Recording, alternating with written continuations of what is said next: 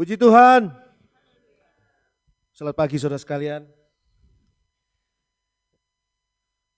Ada rencana pada tanggal besok ini, yaitu tanggal 14 September, Jakarta kembali dikenakan PSBB penuh.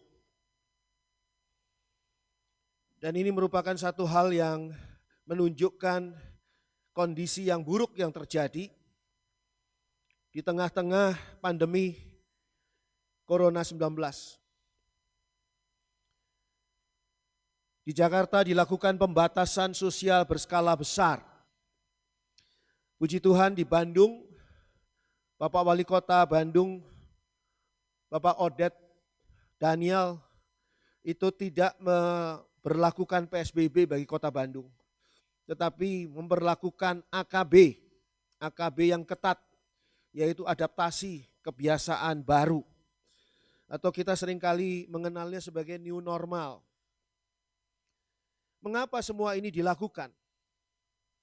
Karena virus corona tidak bisa dikendalikan. Virus corona tidak bisa diusir jauh-jauh, disuruh masuk ke hutan. Virus corona berlaku di hutan-hutan saja, tidak bisa. Karena tidak bisa memperlakukan virus corona yang saat ini sangat berbahaya bagi kesehatan kita, maka kitalah yang diatur. Manusia yang diatur. Manusia yang disuruh beradaptasi dengan kebiasaan baru. Sehingga kita punya kebiasaan baru yang sudah dilakukan beberapa waktu ini dengan sangat baik. Saudara memakai masker, saudara mencuci tangan, saudara tidak lupa memakai hand sanitizer atau mencuci tangan di air yang mengalir, saudara juga menjaga jarak, tidak berada dalam kerumunan, kalau tidak perlu saudara juga tidak keluar rumah.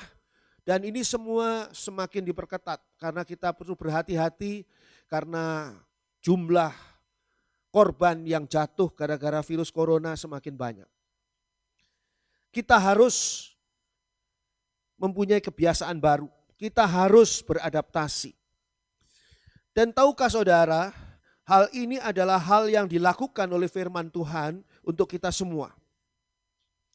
Kondisi dunia dan sekeliling kita saat ini seringkali mempengaruhi dan mengkondisikan kehidupan kita. Dan kita tidak bisa menghentikan mereka, tidak bisa menghentikan kondisi dunia dan sekeliling kita. Kita tidak mungkin menyuruh kuasa kegelapan untuk tidak mempengaruhi kita, untuk tidak bekerja. Sehingga kuasa kegelapan tidak bisa diatur seperti virus corona. Kita tidak bisa usir, hei kuasa kegelapan kamu pergi ke hutan-hutan saja, jangan ganggu kami. Hei virus corona kamu pergi ke hutan-hutan saja, jangan ganggu kami, tidak bisa.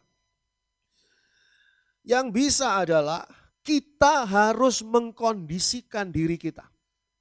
Sebab kalau kita tidak mengkondisikan diri kita, maka pengaruh atau kondisi kehidupan di luar kita yang akan ambil alih mempengaruhi kondisi kehidupan saudara dan saya.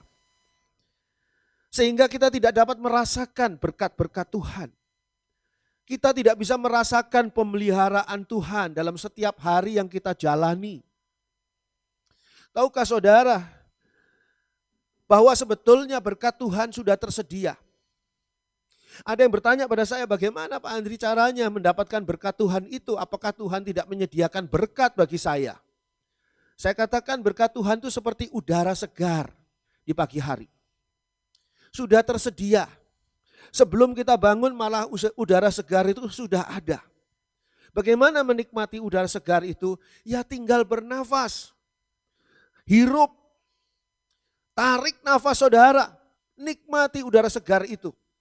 Maka saudara akan mengalami kesegaran dari udara segar itu. Tapi kalau saudara menutup hidung saudara, kalau saudara tidak mau menarik nafas, saudara tidak akan menikmati udara segar yang Tuhan sudah sediakan. Begitu juga berkat Tuhan. Berkat Tuhan, pemeliharaan Tuhan sudah tersedia setiap hari bagi saudara dan saya. Tinggal sekarang bagaimana kita mengkondisikan diri kita untuk supaya kita bisa meraih semua berkat Tuhan dan pemeliharaan Tuhan. Termasuk di dalam situasi-situasi sulit seperti pada hari ini. Sehingga kalau kita tidak mengkondisikan diri kita tidak mengadaptasi kebiasaan baru versi firman Tuhan, maka kita akan mengalami, pertama, kita tidak dapat bersuka cita. Apa sebabnya? Karena kita dikuasai oleh duka cita. Bagaimana orang yang berduka cita bisa bersuka cita? Tidak mungkin. Sehingga kita kehilangan sukacita dalam hidup kita sehari-hari. Setiap hari ada alasan baru untuk berduka cita. Apapun alasan itu. Kadang-kadang duka cita yang satu berkepanjangan, belum selesai, sudah terima duka cita yang baru. Yang kedua, kita mengalami tidak bisa menjadi orang baik. Karena apa? Karena kita dituntut harus lebih egois. Kalau kita tidak egois, kita tidak kebagian. Kita tidak bisa menjadi orang yang baik, yang menekan ego kita dan mulai memberi kepada yang lain. Karena kita terpaksa egois akibat tekanan kondisi dari kehidupan dunia ini. Apakah ketika ada pasien corona yang baru dan tidak mendapatkan tempat untuk dirawat katakanlah di satu tempat rumah sakit, lalu pasien di rumah sakit yang sudah mungkin 1 minggu, 2 minggu berada di rumah sakit itu rela keluar dari rumah sakit tadi untuk mempersilahkan pasien baru ini mengambil alih tempatnya? Enggak. Karena saya lebih penting, kesehatan dan kesembuhan saya lebih penting. Orang tadi yang pasien baru ini ya terserah, nggak tahu bagaimana. Sehingga dengan ego manusia tersisihlah sebagian manusia yang lain. Kalau kita tidak mengkondisikan diri kita akan selalu dikuasai oleh aneka macam kekhawatiran. Setiap hari ada saja kekhawatiran yang datang. Sehingga hidup kita tidak bisa tenang. Hari demi hari selalu dimulai dengan kekhawatiran dan diakhiri hari itu juga dengan kekhawatiran. Sehingga tidak dapat tenang. Tidak mempunyai damai sejahtera. Kenapa tidak punya damai sejahtera dalam hidup kita? Karena kita berada di dalam tekanan. Tekanan masalah ekonomi. Sudah tekanan masalah ekonomi masih di PHK lagi dari tempat kerja. Sudah tidak dapat lagi honor untuk bulan depan ini. Ada beban-beban ekstra yang harus dipikul. Ada beban-beban rutin yang masih terus dipikul. Yang tidak bisa ditolak, tidak bisa dihindari dan dia anggap tidak ada. Lalu bagaimana bisa damai sejahtera itu terjadi dalam kehidupan kita? Seringkali kalau kita tidak bisa mengkondisikan diri, tidak bisa mengkondisikan diri kita sendiri, tidak berada dalam adaptasi kebiasaan baru versi firman Tuhan, maka yang kita alami dari pengaruh dan kondisi tekanan kehidupan yang ada pada hari ini adalah salah berpikir. Bahaya sekali orang yang salah berpikir. Sebab apa? Ketika salah berpikir, maka apapun yang diputuskannya pasti akan salah, pasti akan keliru. Sikap yang diambilnya juga keliru. Salah berpikir sehingga juga salah di dalam pemahaman sehubungan dengan iman. Berapa banyak orang yang akhir-akhir ini mempunyai pemikiran yang salah tentang Tuhan. Dugaan yang salah tentang Tuhan. Tuduhan yang salah tentang Tuhan. Sehingga sebetulnya itu meruntuhkan imannya sendiri. Salah berpikir. Kita harus mampu mengkondisikan diri kita sendiri. Sebab kita tidak bisa mengkondisikan dunia dengan semua tekanan masalah dan ancamannya. Kita harus mengkondisikan diri kita sendiri. Tapi bagaimana caranya? Pagi hari ini kita akan bahas. Filipi 4 ayat 4. Filipi 4 ayat 4. Bersukacitalah senantiasa dalam Tuhan. Sekali lagi kukatakan, bersukacitalah. Ini menurut saudara apakah sebuah anjuran atau sebuah firman Tuhan? Ini adalah firman Tuhan yang ada di dalam Alkitab. Sama seperti ketika firman Tuhan mengatakan supaya kita jangan melakukan dosa. Kalau di sini adalah satu firman Tuhan yang mengatakan bahwa kita harus bersukacita senantiasa dalam Tuhan. Jadi bagaimana cara kita pertama mengkondisikan diri kita menghadapi situasi dunia yang ada? Cara pertama adalah kita ikuti perintah Tuhan ini. Ini perintah Tuhan. Bukan sekedar anjuran. Bersukacitalah senantiasa dalam Tuhan. Sekali lagi kukatakan bersukacitalah. Bersukacita ini adalah sebuah tindakan aktif. Kalau dikatakan di sini bersukacitalah berarti tindakan aktif. Sama seperti berangkatlah, majulah, pergilah. Itu semua tindakan aktif.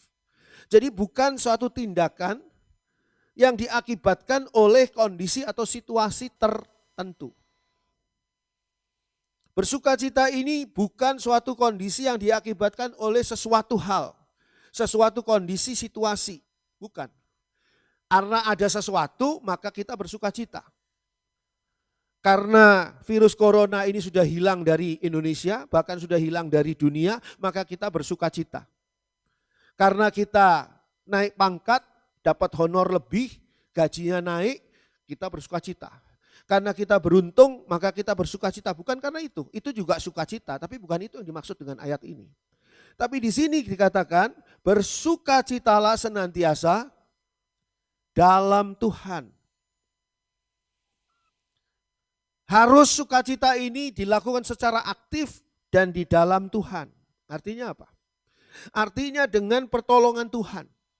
Bersukacita dengan pertolongan Tuhan. Karena Tuhan, kita tidak mampu bersukacita. Sebab duka cita itu menguasai kita. Orang yang kehilangan saudaranya, keluarganya karena terkena COVID-19, itu duka citanya sampai hari ini belum habis-habis. Karena apa? Karena mereka betul-betul merasakan satu hal yang mengagetkan dan menyedihkan, duka cita. Tapi di sini diperintahkan untuk sukacita dalam Tuhan. Artinya sukacita karena pertolongan Tuhan. Karena sadar ada pertolongan Tuhan. Sukacita karena Tuhan. Lalu dikatakan juga di sini bersukacita itu harus senantiasa. Bersukacitalah senantiasa. Pada 1 Tesalonika 5 ayat 16, ayatnya berbunyi juga bersukacitalah senantiasa. Artinya apa? Senantiasa ini berarti setiap waktu. Di setiap waktu bersukacita.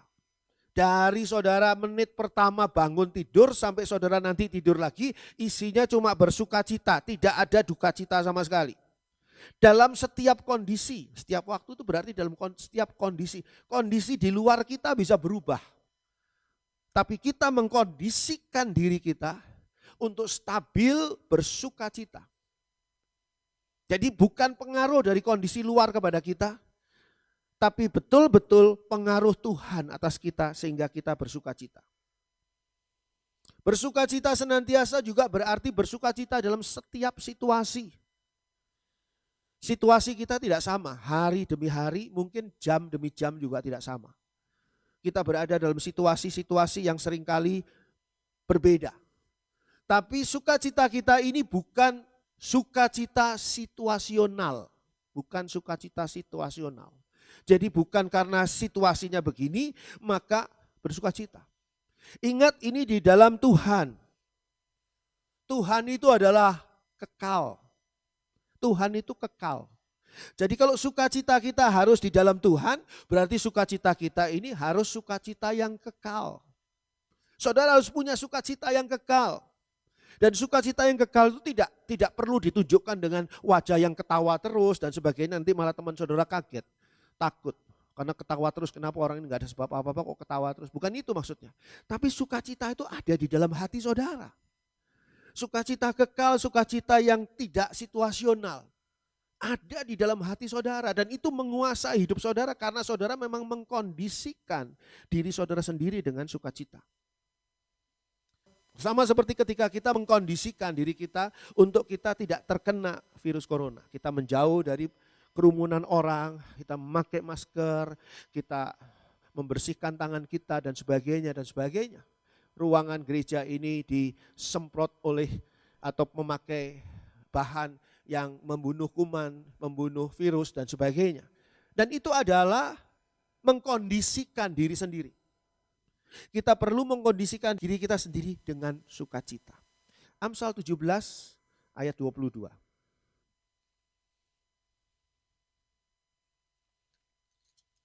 Amsal 17 ayat 22. Hati yang gembira adalah obat yang manjur, tetapi semangat yang patah mengeringkan tulang. Kata Dr. Haji Agus Ali Fauzi, PGD Palmed dalam kurung ECU di Surabaya. Dalam ceramahnya di 24 Februari 2018. Dia mengatakan begini, keluhan ini membuat orang jadi gampang marah, stres dan sebagainya. Itu sejenis dengan keluhan. Itu akan memunculkan hormon kortisol. Dan hormon kortisol ini memicu diabetes, memicu darah tinggi, kolesterol, sakit jantung, dan dikatakan di sana oleh beliau ini yang bukan orang Kristen, dikatakan hormon kortisol ini memakan tulang sehingga tulang bisa keropos. Saya tiba-tiba teringat dengan ayat ini, Amsal 17 ayat 22. Hati yang gembira adalah obat yang manjur, tetapi semangat yang patah mengeringkan tulang. Jadi keluhan itu, kalau saudara banyak mengeluh, karena saudara tidak punya sukacita, maka saudara akan mengeluarkan hormon kortisol dalam diri saudara yang memicu aneka macam hal yang buruk bagi kesehatan saudara. Tapi kalau bersyukur, itu membawa kegembiraan. Orang tidak ada yang bersyukur dalam kesedihan. Orang bersyukur dalam sukacita. Bersyukur itu membawa kebahagiaan. Bersyukur itu seperti sebuah istirahat yang cukup. Akan memunculkan hormon endorfin. Hormon endorfin ini bisa menghilangkan nyeri. Malah dikatakan berkekuatan 200 sampai 300 kali kemampuannya morfin. Meningkatkan kekebalan tubuh, memberikan semangat, memberikan energi, hormon endorfin. Kenapa? Karena bersyukur. Jadi antara dua hal ini, mengeluh atau bersyukur. Kenapa saudara mengeluh? Saudara bukan orang gila yang mengeluh tanpa sebab. Pasti ada sebabnya. Dan sebab itu dari mana? Sebab itu dari luar. Kondisi kehidupan saudara, masalah yang ada di sekeliling saudara membuat saudara mengeluh. Tapi kalau ada sukacita dari dalam, sukacita yang surgawi, sukacita yang sifatnya kekal, sukacita yang bukan situasional, maka masalah di luar memang tidak bisa diubah oleh sukacita. Tapi saudara akan mengeluarkan bersyukur, hormon endorfin yang bisa memberikan saudara justru gairah, semangat, berenergi dalam mengatasi kehidupan saudara. Sehingga benar sekali apa yang dikatakan oleh Amsal 17 ayat 22 ini. Hati yang gembira adalah obat yang manjur. Hati yang penuh dengan sukacita itu obat yang luar biasa. Orang yang sakit, seringkali sakit penyakitnya itu membuat dia kehilangan sukacita. Sehingga sulit sekali untuk mengatasi dan mengalahkan sakit penyakit tadi. Karena sukacitanya dia enggak ada. Yang ada adalah hormon kortisol. Yang menambah parah kondisinya dan menambah lemah tubuhnya. Tetapi semangat yang patah mengeringkan tulang.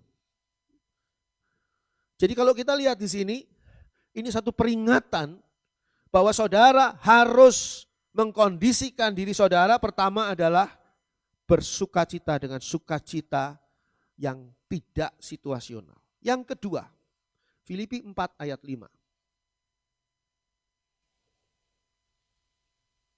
Filipi 4 ayat 5. Hendaklah kebaikan hatimu diketahui semua orang. Tuhan sudah dekat. Tuhan sudah dekat, apa artinya? Kalau Tuhan sudah dekat ini artinya sudah dekat pada akhir dari akhir zaman. Orang seringkali bertanya, kapan sih dimulainya akhir zaman? Dimulainya akhir zaman itu sejak Tuhan Yesus datang ke muka bumi ini, lahir sebagai manusia untuk menebus dosa manusia, itu sudah mulai akhir zaman. Kerajaan Allah sudah datang. Dan sekarang 2000 tahun kemudian, apa yang dikatakan oleh Alkitab mulai terjadi satu demi satu. Ini sudah saya bahas, nanti kalau saudara mau mendengarkan lagi bahasan tentang akhir zaman nanti akan dibawakan lagi. Bukan berupa PA tapi berupa khotbah yang menjelaskan tentang akhir zaman. Tuhan itu sudah dekat, artinya waktu atau kesempatan bagi kita untuk melakukan keinginan Tuhan itu sudah semakin sedikit. Saudara mungkin ingin punya keinginan untuk melakukan apa yang menjadi kehendak Tuhan dalam hidup saudara. Saudara sudah merasa, Tuhan engkau sudah menebus saya, engkau sudah menyelamatkan saya. Sekarang tiba gilirannya, aku mau menyenangkan hatimu Tuhan dengan melakukan kehendak Tuhan.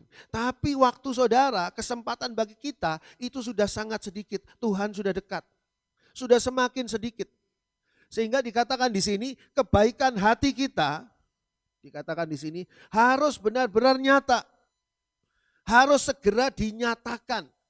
Saudara punya hati yang baik, tapi kalau berada disimpan di dalam diri saudara sendiri, tidak dinyatakan, maka ini tidak memenuhi apa yang menjadi mengkondisikan diri kita sendiri. Seperti di sini dikatakan pada ayat 5, hendaklah kebaikan hatimu diketahui semua orang.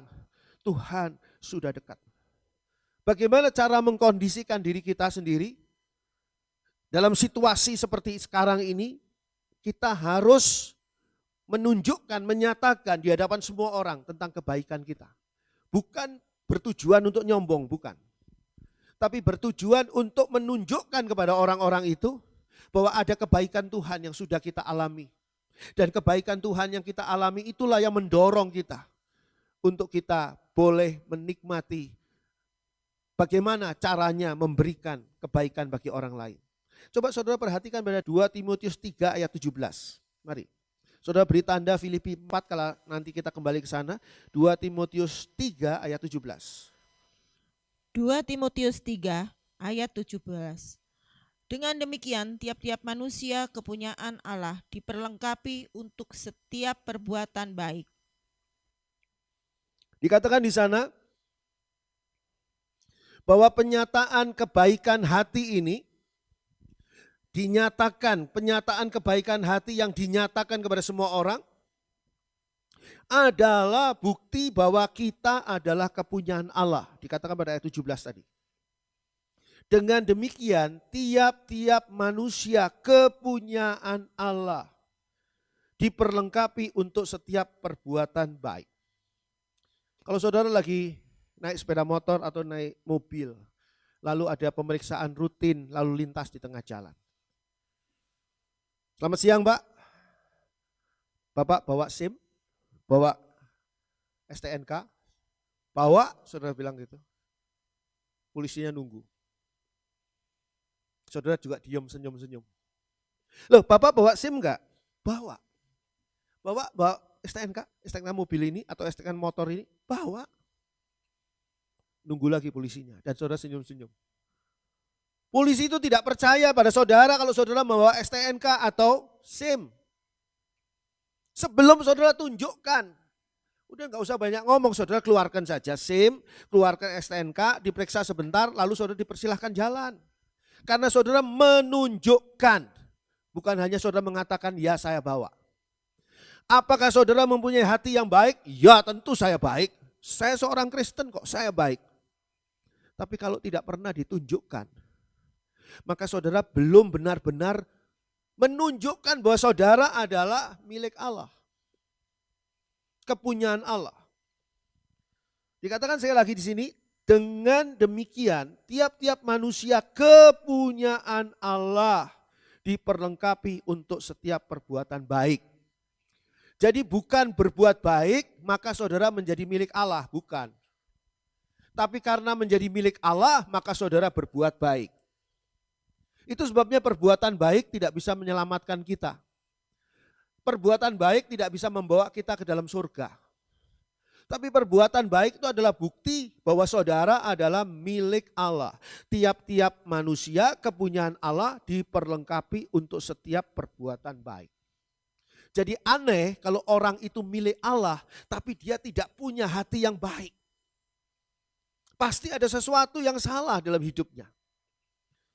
Pernyataan kebaikan hati kita ini bukti bahwa kita adalah kepunyaan Allah. Apa sebabnya? Karena Allah itu baik. Allah itu penuh kasih. Dari sejak Allah menciptakan alam semesta, dari sejak Allah menciptakan dunia ini, dari sejak Allah menciptakan manusia, menciptakan saudara dan saya, terbukti betul bahwa Allah itu penuh dengan kasih. Kita dipelihara sampai dengan umur kita pada hari ini. Kita bahkan sudah ditebus oleh Tuhan Yesus Kristus pada saat kita belum kenal Tuhan Yesus. Pada saat kita masih rajin berbuat dosa, Tuhan itu sudah mati di atas kayu salib untuk menyiapkan sebuah keselamatan bagi saudara dan saya. Allah itu baik dan penuh kasih. Sehingga kita juga harus baik dan penuh kasih.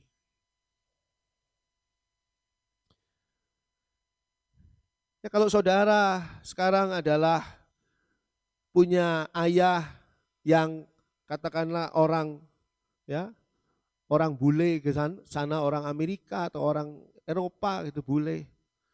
Dan saudara adalah lahir seperti orang Afrika, maka saudara katakan saya ini anaknya orang bule itu. Enggak ada kemiripan sama sekali. Saudara katakan bahwa saudara adalah anak Allah, tapi kalau saudara tidak punya hati yang baik dan penuh kasih seperti Allah, maka kita tidak ada kemiripan apa-apa sebagai anak Allah. Hal kedua, kita harus mengkondisikan diri kita adalah menyatakan kebaikan hati kita kepada semua orang. Sulit tidak? Sulit. Karena sekarang saatnya orang itu egois. Saatnya orang itu hanya mementingkan dirinya sendiri. Bagaimana bisa berbuat baik? Orang itu mementingkan diri sendiri, rebutan.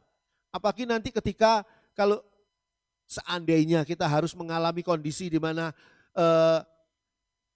makanan sulit, banyak perusahaan-perusahaan yang tutup, banyak toko-toko yang tutup, bahkan pasar tutup, saudara kesulitan dalam membeli makanan, maka makanan cuma sedikit, orang pasti berebut. Dan di situ egonya orang yang akan berusaha mengambil untuk dirinya sendiri. Dan pada saat itu saudara harus berbuat baik. Sulit sekali. Kontroversial. Melawan arus. Tapi itulah yang dikatakan oleh firman Tuhan supaya kita itu benar-benar mendapatkan berkat Tuhan yang sudah tersedia. Kita tidak dipengaruhi oleh hal luar, tapi kita mengkondisikan diri kita sendiri. Hal ketiga, Filipi 4 ayat yang ke-6. Filipi 4 ayat 6. Janganlah hendaknya kamu khawatir tentang apapun juga, tetapi nyatakanlah dalam segala hal keinginanmu kepada Allah dalam doa dan permohonan dengan ucapan syukur. Bagaimana mengkondisikan diri kita? Kondisikan diri kita sendiri untuk tidak khawatir. Padahal sekarang itu banyak sekali hal yang membuat kita khawatir loh. Kita tidak tahu apa yang harus kita lakukan di bulan depan. Apalagi tahun depan. Sementara itu sudah terbayang di hadapan kita, di hadapan pikiran kita ini, bahwa kita harus membayar ini, harus membayar itu, harus begini, harus begitu dan sebagainya. Lalu kita menjadi khawatir. Tapi bagaimana caranya untuk kita bisa mengatasi situasi yang buruk saat ini terjadi di dunia ini yang dimana kita ada di dalamnya? Adalah dengan mengkondisikan diri sendiri. Pada ayat 6 tadi yang kita baca, bagaimana caranya? Janganlah hendaknya kamu khawatir tentang apapun juga. Kondisikan diri saudara untuk tidak khawatir. Kalau saudara mengkondisikan diri saudara untuk tidak khawatir dengan menyediakan segala sesuatu, oh saya tidak khawatir kalau saya uangnya banyak. Saya tidak khawatir kalau badan saya sehat. Saya tidak khawatir kalau saya mempunyai peluang-peluang kesempatan yang luar biasa dan sebagainya. Itu saudara bukan mengkondisikan diri, saudara menunggu situasi. Karena situasinya uangnya banyak, maka saudara tidak khawatir. Tapi sekarang kok saudara tidak bisa mengubah situasi ini. Tidak bisa mengubah situasi ini. Bahkan sekarang dikatakan, saudara lihat tidak betapa banyak sekarang orang menawarkan saham. Kalau menurut saya jangan beli. Sebab apa? Anjlok nanti. Karena apa? Karena situasi virus corona ini menekan perekonomian. Dan kita tidak tahu, saudara ya, kalau saudara taruh saham saudara di warung kopi di depan rumah saudara atau di warung ya jual macam-macam di depan rumah saudara, Kang, saya nitip uang saya ya buat tambah-tambah modal. Saudara bisa awasi. Kira-kira gimana nih warung? Jalan terus enggak? Kok enggak ada pembelinya? Kok dimakani sendiri makanannya di warung itu oleh si pemiliknya? Wah, jangan-jangan bakal bangkrut ini. Wah udah saya ambil aja deh saham saya. Saham saya kemarin berapa ya? Coba saya ambil aja. Wah nggak bisa berbentuk uang. Oke lah berbentuk barang dah. Sini beras-beras atau gula atau minyak saya ambil. Tapi kalau saudara menanam saham di sebuah perusahaan yang ada di tempat lain, sebuah perusahaan besar, saudara tidak bisa mengawasinya. Saudara tidak tahu apa yang terjadi di dalamnya. Sedangkan mereka semua sekarang tuh pusing. Bukan cuma orang yang tidak punya uang yang pusing. Sekarang orang-orang yang punya perusahaan besar pun pusing memikirkan apa? Memikirkan situasi perekonomian yang luar biasa ini. Banyak pengusaha di Jakarta gelisah menjelang tanggal 14 September. Kenapa? Karena 14 September PSBB Jakarta. Dan PSBB itu menghentikan perekonomian. Mau tidak mau menghentikan perekonomian. Gubernur mengatakan, gubernur di sana, saudara kenal orangnya, mengatakan bahwa presiden sudah setuju untuk mengutamakan kesehatan ketimbang perekonomian. Saya nggak tahu benar atau enggak. Saudara juga tidak tahu benar atau enggak kan? Tapi situasinya memang mengerikan. Sebagian orang bilang di tempat lain, termasuk Jawa Barat, termasuk kota Bandung, yang saat ini saya nggak tahu apakah masih zona orange kita ini. Bukan zona merah, tidak kuning juga. Apakah benar seperti ini atau karena tidak atau kurangnya jalan atau tindakan pengetesan. Kalau dites semuanya orang Bandung, jangan-jangan kita zona merah atau zona merah ke hitam. Karena tidak dites, jadi tidak tahu. Apakah saudara kencing manis? Enggak tahu, karena tidak pernah tes laboratorium. Bagaimana caranya supaya kita tidak mengalami ya kolesterol yang tinggi? Kalau cara olahraga, cara makan ini, cara ini sulit. Cara paling mudah adalah tidak tes. Maka ketika ditanya, saudara kolesterol? Enggak. Karena memang saudara tidak tahu. Dan di dalam situasi seperti itu, saudara akan melakukan keputusan. Apa tidak saudara berada terus di dalam kekhawatiran? Hari ini saudara berteman dengan teman saudara. Dan teman saudara sehat walafiat.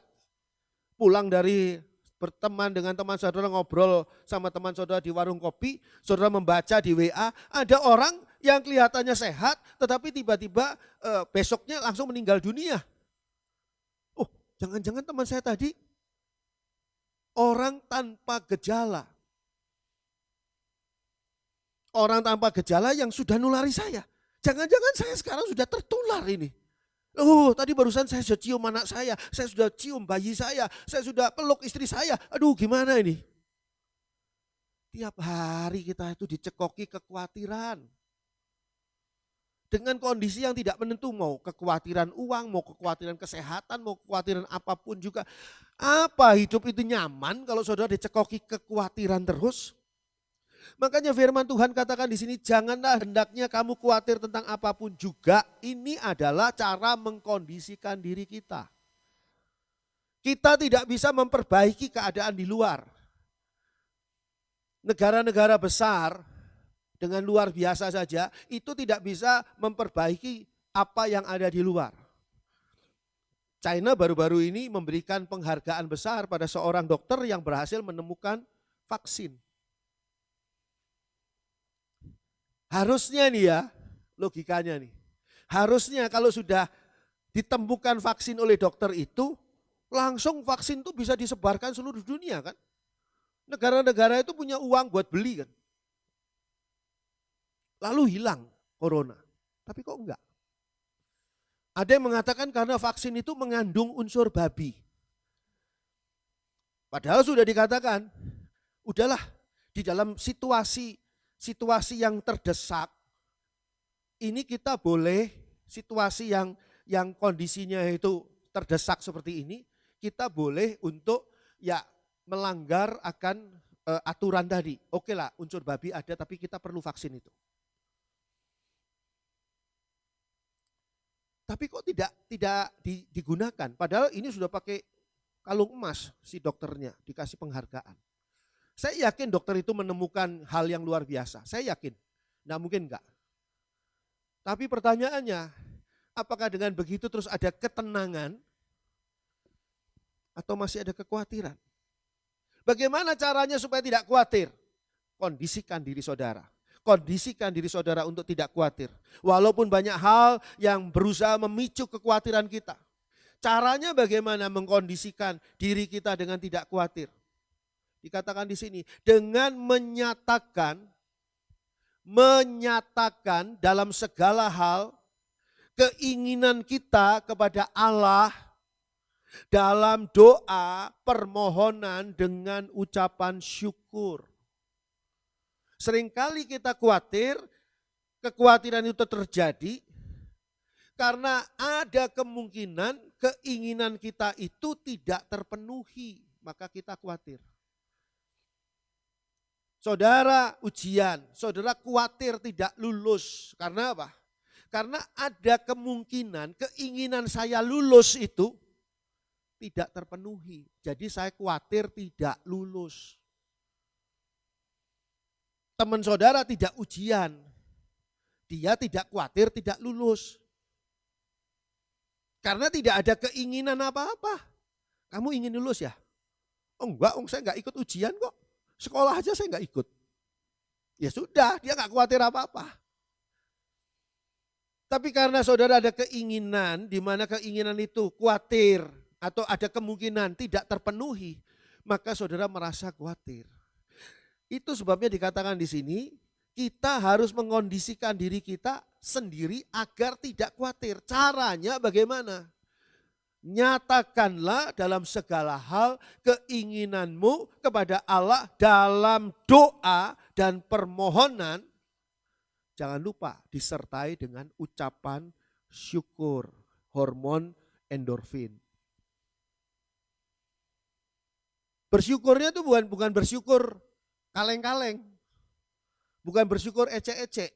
Bersyukurnya benar-benar bersyukur, Tuhan aku beruntung di tengah dunia yang corona ini hidupku ada di dalam tangan-Mu ya Tuhan. Aku beruntung, terima kasih Tuhan. Itu hormon endorfin keluar dan membuat hidup saudara punya kekebalan tubuh meningkat, semangat, dan saudara punya gairah, energi dalam hidup saudara. Seperti saudara memakan morfin, bahkan ini 200-300 kali lebih hebat dari kemampuan morfin katanya. Jadi kalau kita lihat di sini, Tuhan sebetulnya memberikan kepada kita cara-cara. Cara-cara bagaimana caranya supaya kita bisa mengkondisikan diri kita mengatasi itu semua. Saudara tidak bisa katakan, hei hujan berhenti. Kalau saudara mau pergi, pakailah payung. Itu namanya mengkondisikan diri saudara sendiri. Pakai jas hujan, pakai payung. Panggil kekasih, peluk. Dia meluk kita, kan enak jadinya kan. Saudara, jalan di tengah hujan pun enggak masalah kan. Enggak bisa saudara teriaki dan marah-marah pada hujan. Kenapa sih saya mau pergi ke hujan? Enggak bisa. Itu menghabiskan energi saudara dan itu akan mengeluarkan hormon kortisol yang merugikan diri saudara sendiri. Mendingan saudara pakai payung. I walk in the rain by your side. Itu kan mesra banget itu. Film-film Korea, film-film sinetron Indonesia selalu pakai hujan supaya membuat hati kita lebih terharu gitu kan.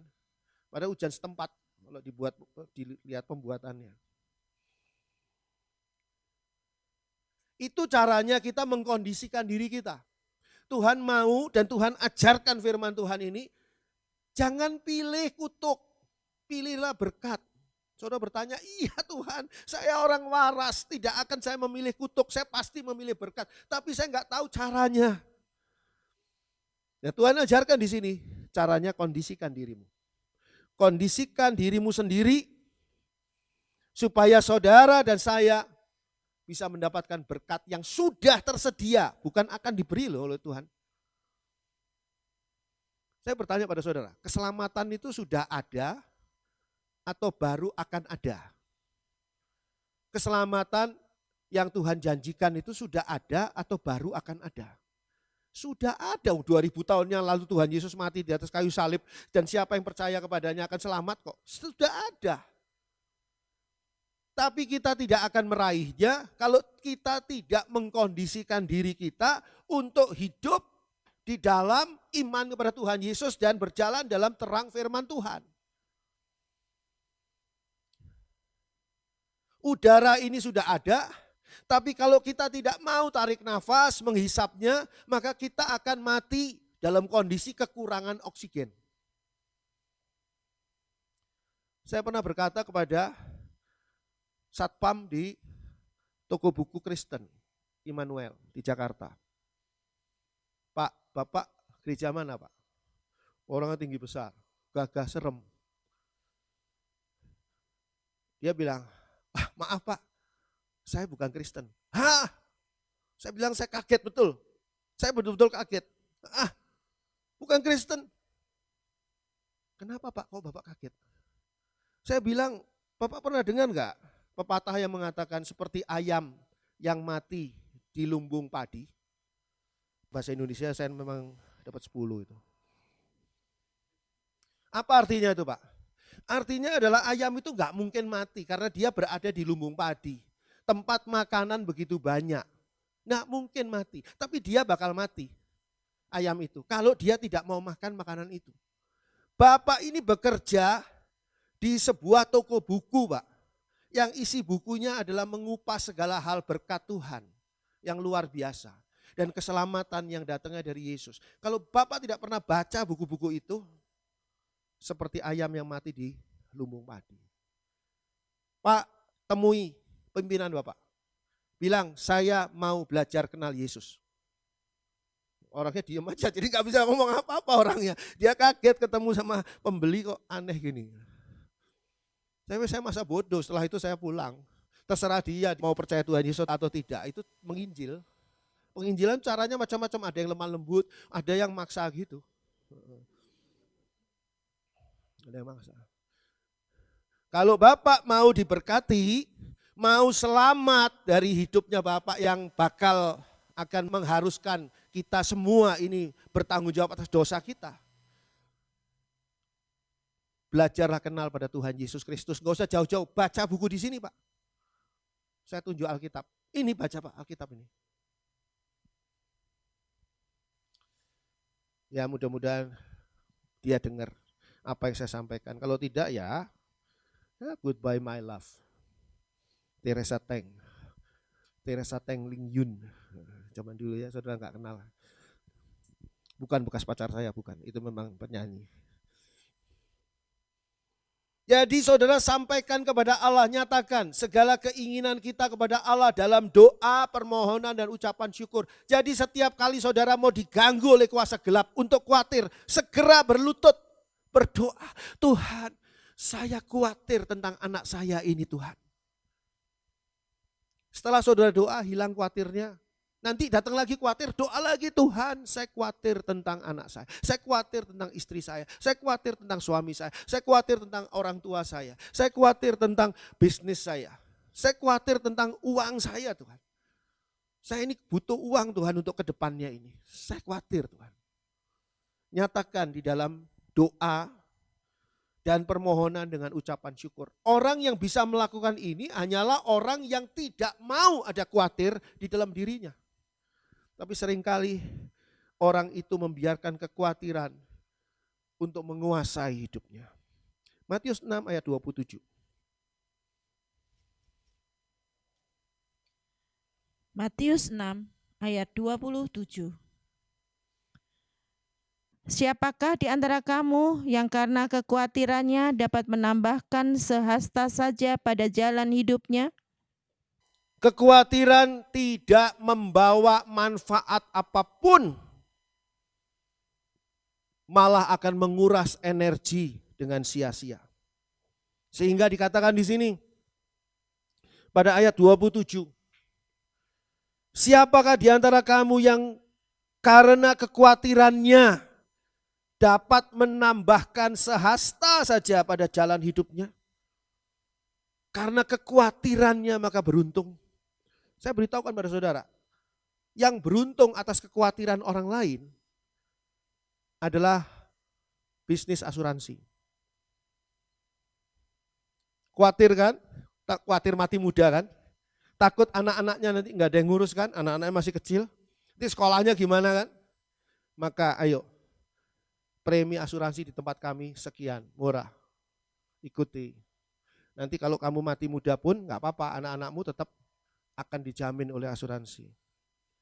Khawatir takut kena corona kan? Sekarang ada asuransi corona.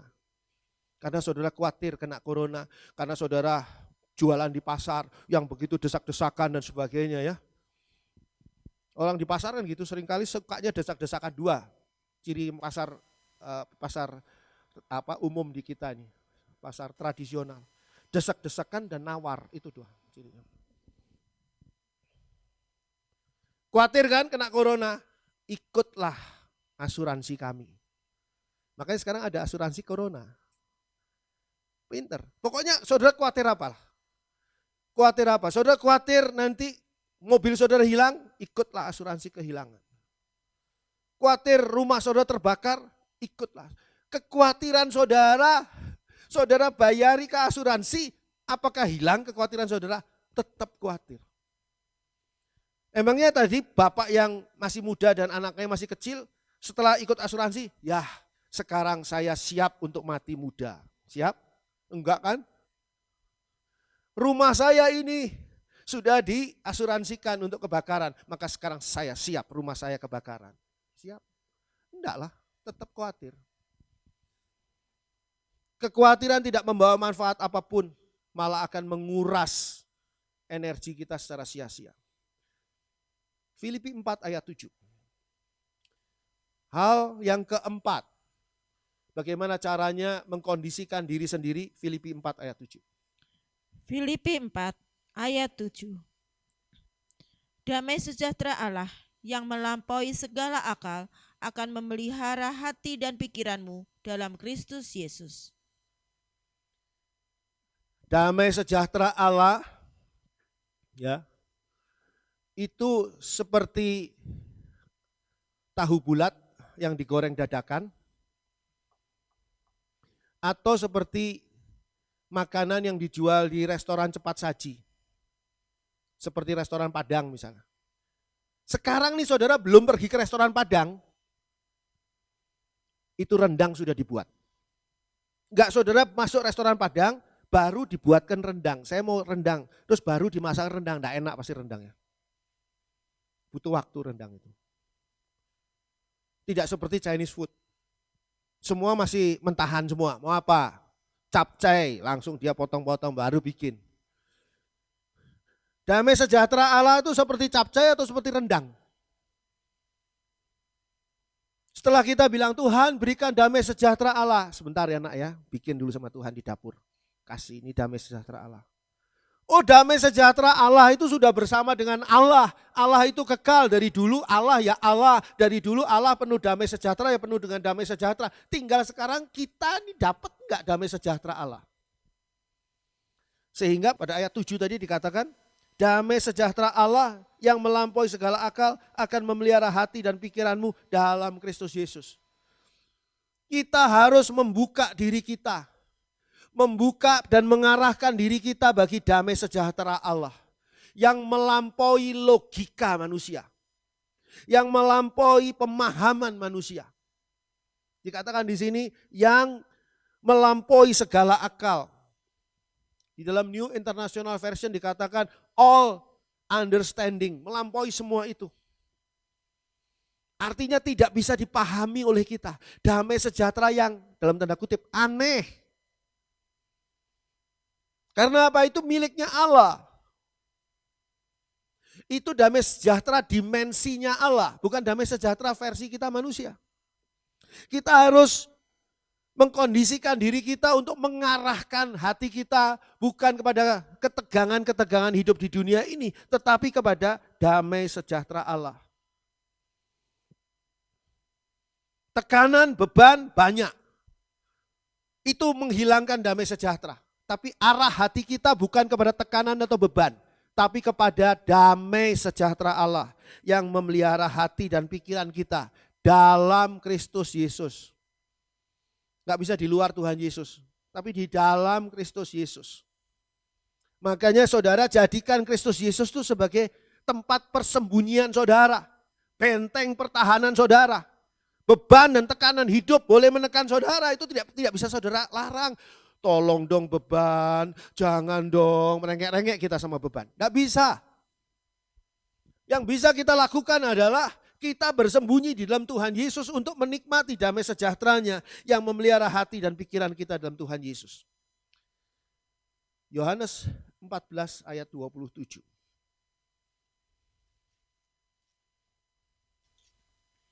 Yohanes 14 ayat 27. Damai sejahtera kutinggalkan bagimu, damai sejahteraku kuberikan kepadamu. Dan apa yang kuberikan tidak seperti yang diberikan oleh dunia kepadamu. Janganlah gelisah dan gentar hatimu. Kapan Tuhan Yesus ngomong ini? Damai sejahteraku kuberikan kepadamu itu kapan ngomong? 2000 tahun yang lalu. 2000 tahun yang lalu damai sejahtera Tuhan Yesus sudah diberikan kepada saudara dan saya. Kok sekarang saya enggak punya damai sejahtera ya? Kok hidup saya tertekan terus? Kok hidup saya ini panik terus? Saudara itu jangan mau hidup di dalam zona panik. Hiduplah dalam zona damai sejahtera Tuhan Yesus. Bagaimana caranya? Kondisikan diri saudara untuk berada di zona itu. Di luar panas. Bandung sekarang lagi panas, luar biasa. Sudah mandi, pengen mandi lagi. Panas sekali, luar biasa Bandung. Di dalam sini sejuk. Malah kalau sungguh-sungguh AC-nya dinyalakan semua dengan full, mungkin saudara kedinginan. Bagaimana caranya saudara mengkondisikan diri saudara supaya tidak kepanasan? Ya jangan di luar, di dalam sini.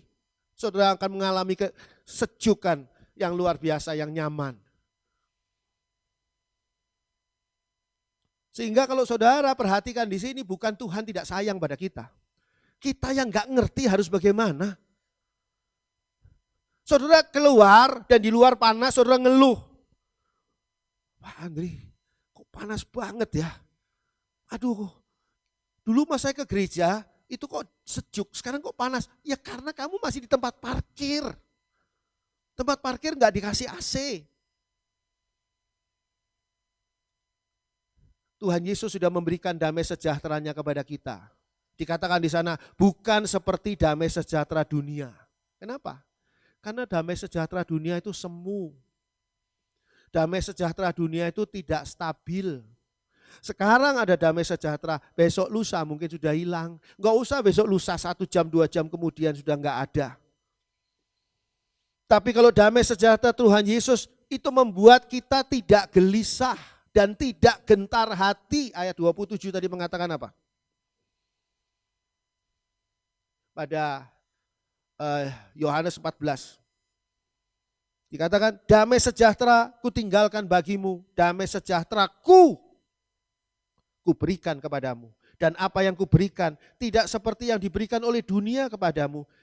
Janganlah gelisah dan gentar hatimu.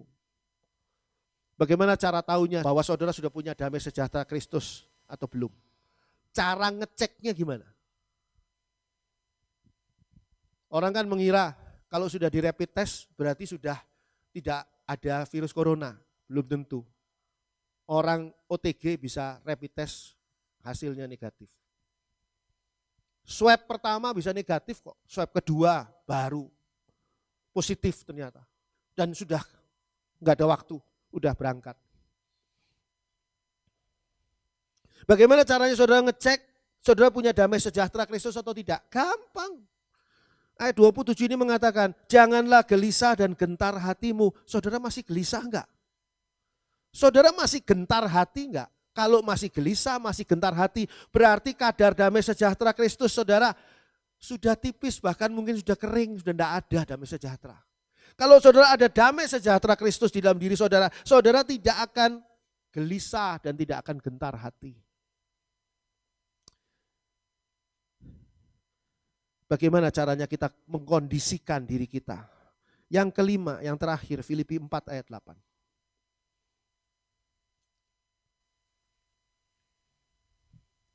Filipi 4 ayat 8. Jadi akhirnya saudara-saudara, semua yang benar, semua yang mulia, semua yang adil, semua yang suci, semua yang manis, semua yang sedap didengar, semua yang disebut kebajikan dan patut dipuji, pikirkanlah semuanya itu. Bagaimana caranya kita mengkondisikan diri kita sendiri? Pertama adalah bersukacita senantiasa di dalam Tuhan. Yang kedua adalah nyatakanlah kebaikan hati saudara. Tuhan sudah dekat. Yang ketiga adalah jangan khawatir, tapi nyatakan segala keinginan kita kepada Allah dalam doa, permohonan dengan ucapan syukur. Yang keempat adalah arahkanlah dan bukalah diri kita bagi damai sejahtera Allah. Yang kelima adalah kondisikan diri kita sendiri dengan mengisi pikiran. Pikiran itu seperti laci lemari saudara. Kalau saudara isi uang, ya isinya nanti kalau saudara buka lagi, isinya uang. Kalau saudara isinya di situ itu adalah sabu-sabu, ganja dan sebagainya, sebentar lagi polisi datang narik laci saudara, ya kena saudara. Tergantung saudara ngisinya apa. Saudara tidak bisa bilang, enggak tahu saya tadi kemarin lihat laci saya kosong, sekarang kok ada ganjanya ya, saya enggak tahu, enggak bisa.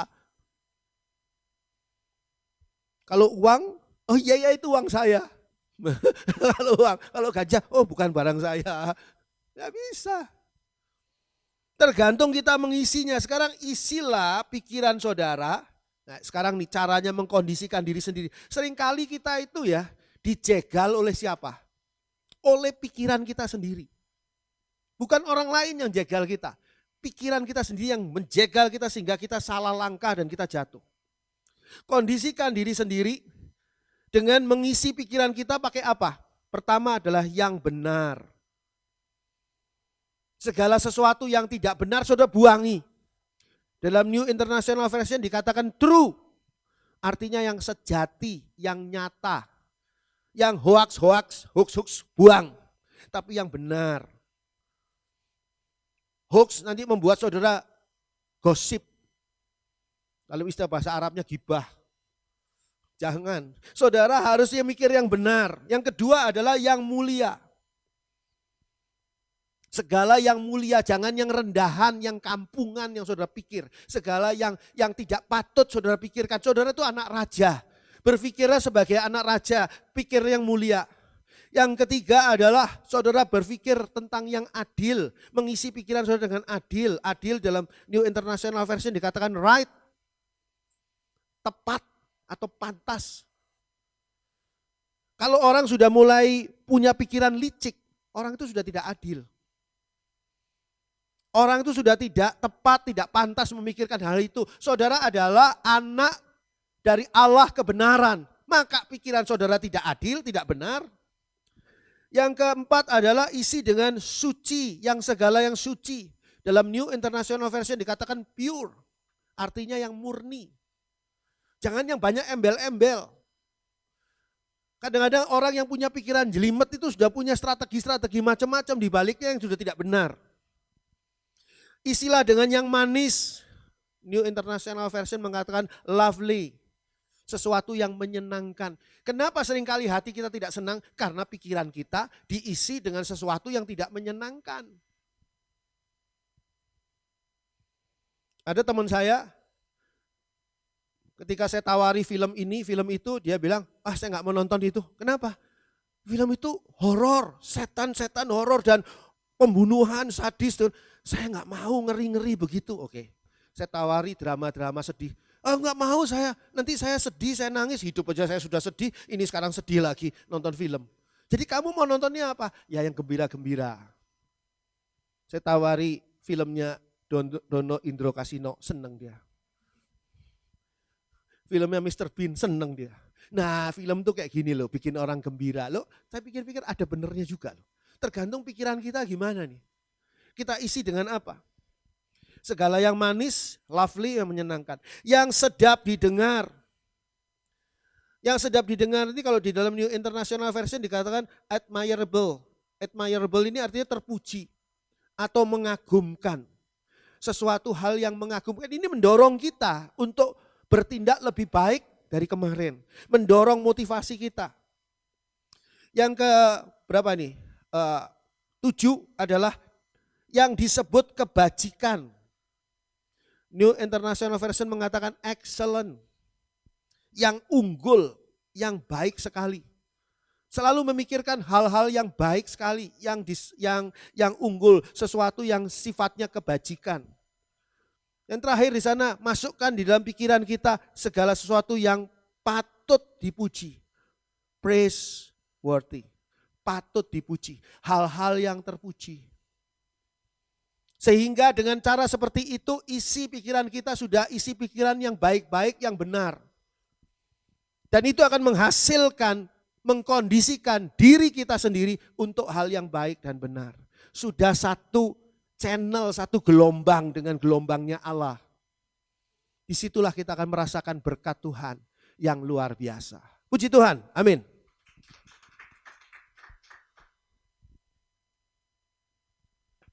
Mari kita berdoa. Tuhan, kami mengucap syukur hari ini atas kesempatan yang Engkau berikan buat kami semua. Kami boleh beribadah, memuji, menyembah Tuhan, dan terlebih-lebih boleh mendengarkan kebenaran firman Tuhan hari ini. Dan kami percaya bahwa setiap apa yang kami lakukan, yang kami dengarkan hari ini dapat menolong, memberkati kehidupan kami, membawa kami semakin hari semakin mengenal Tuhan dan lebih dalam lagi. Dan Engkau terus menuntun kami Tuhan untuk hidup di dalam kebenaran. Bapa, terima kasih. Kami bersyukur juga buat persembahan yang sudah diberikan oleh anak-anak-Mu, jemaat-Mu di tempat ini. Kau berkati setiap tangan-tangan yang memberi di dalam segala hal, dalam segala apapun yang mereka kerjakan di keluarga, di rumah tangga mereka, di usaha bisnis yang sedang mereka lakukan, kerjakan ya Tuhan. Terima kasih, kami terus berdoa buat seluruh jemaat Tuhan di tempat ini. Kiranya Tuhan yang memberikan perlindungan, memproteksi, memberikan pertolongan di tengah-tengah virus corona yang sedang merebak saat ini Tuhan. Kami percaya bahwa Engkau Allah sendiri yang akan memberikan kami proteksi dan perlindungan yang ekstra ya Tuhan. Sehingga setiap kami akan tetap sehat dan tidak ada satupun di antara kami yang mengalami sakit penyakit maupun virus yang sedang menyebar saat ini. Terima kasih Tuhan, jika ada di antara jemaat-Mu yang sedang berbeban berat juga, yang sedang menghadapi masalah, yang sedang menghadapi pergumulan, kami percaya bahwa Tuhan sendiri yang akan memberikan jalan keluar, Tuhan yang akan membuka pintu, Tuhan yang akan menjawab setiap doa-doa mereka, dan tepat pada waktunya ya Tuhan, Engkau akan menjawab setiap apa yang menjadi pergumulan dalam kehidupan jemaat-Mu di tempat ini. Terima kasih Tuhan, terima kasih. Kami tidak lupa berdoa buat bangsa dan negara kami Indonesia. Tuhan sendiri yang akan terus memulihkan bangsa ini dari virus corona. Tuhan sendiri yang akan memberikan pertolongan buat bangsa dan negara kami Indonesia. Ekonomi juga Engkau berkati di dalam nama Tuhan Yesus Kristus. Engkau berkati pemimpin kami, Bapak Presiden Joko Widodo dan wakilnya Tuhan dalam memimpin bangsa ini. Berikan hikmat, berikan kebijaksanaan ya Tuhan, sehingga dapat membangun, memimpin bangsa ini, membawa bangsa ini ke arah yang lebih baik di bulan-bulan di tahun yang akan datang. Terima kasih Tuhan, kami bersyukur hari ini. Sebentar kami akan berpisah dari tempat ini, dan kami percaya Tuhan sendiri akan menolong dan memimpin kehidupan kami. Bapak, Ibu, dan Saudara yang dikasihi dalam nama Tuhan Yesus Kristus, mari kita mengangkat tangan kita dan menerima berkat daripada Tuhan Yesus Kristus pada pagi hari ini. Diberkatilah engkau ketika engkau masuk, diberkatilah engkau ketika engkau keluar. Apapun yang dikerjakan oleh tanganmu dibuat berhasil oleh Tuhan. Engkau semakin naik dan bukan semakin turun. Engkau menjadi kepala dan bukan menjadi ekor.